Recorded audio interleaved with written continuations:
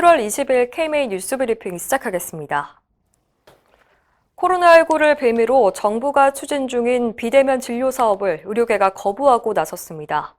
정부는 지난해 3차 추가 경정 예산에 화상 진료 장비 지원 예산 20억 원을 편성하고 올해 2월부터 전국 의원급 의료기관 5천여 곳에 모니터와 웹캠, 스피커, 마이크 등으로 구성된 장비를 보냈습니다.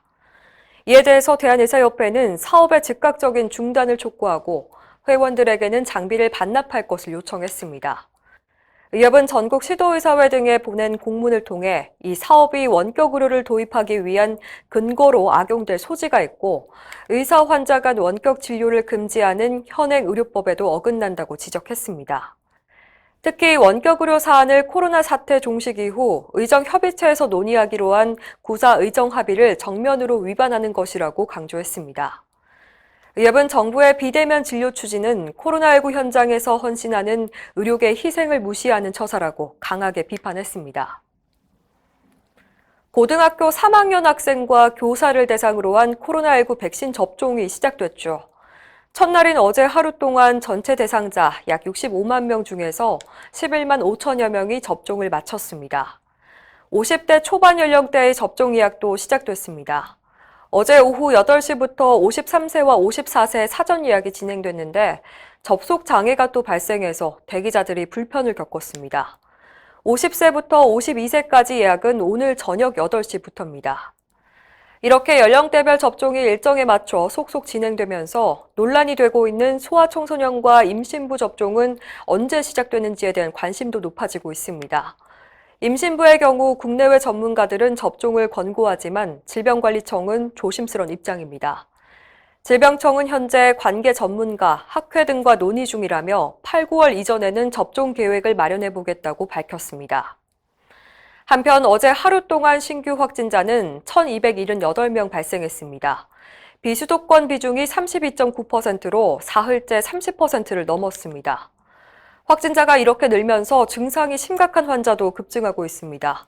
오늘 0시 기준으로 위중증 환자는 207명으로 집계됐는데 전날보다 22명 늘어난 수치입니다.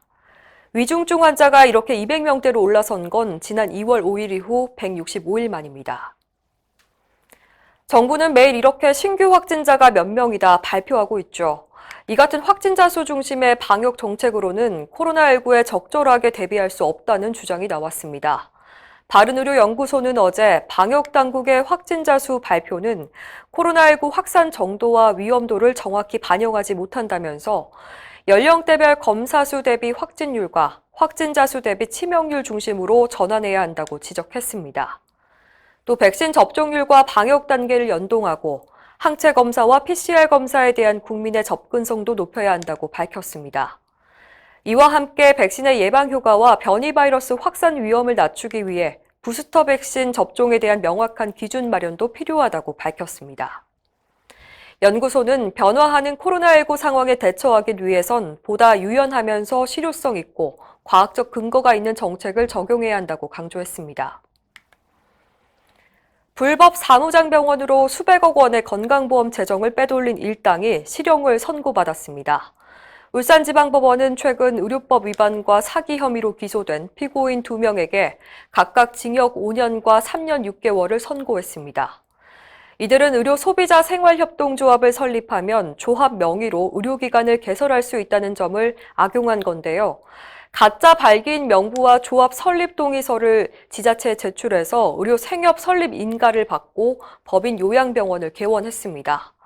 이렇게 위조된 문서로 개설한 병원을 운영하면서 총 76회에 걸쳐 241억 6천여만 원의 요양급여비를 편취했습니다. 재판부는 소위 사무장병원은 환자를 진료할 때 의학적 필요성보다 수익성을 먼저 추구하게 돼서 과다 진료와 약물 오남용, 보험 사기, 환자 알선 등 중대한 사회적 폐해를 발생시킨다고 강조했습니다. 코로나19 4차 유행에 폭염까지 겹치면서 국민과 의료진 건강관리에 비상이 걸렸습니다. 행정안전부는 오늘 오전 10시를 기해서 폭염 위기경보 수준을 주의에서 경계 단계로 높였는데요. 열사병 같은 온열 질환자가 크게 늘었습니다.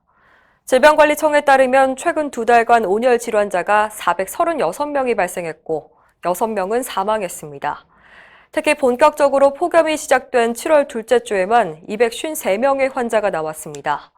질병청은 온열질환 예방 3대 원칙, 즉 충분한 수분과 그늘, 휴식을 준수하고 특히 야외에서 일하는 근로자와 65세 이상, 또 만성질환자는 각별히 주의하라고 당부했습니다.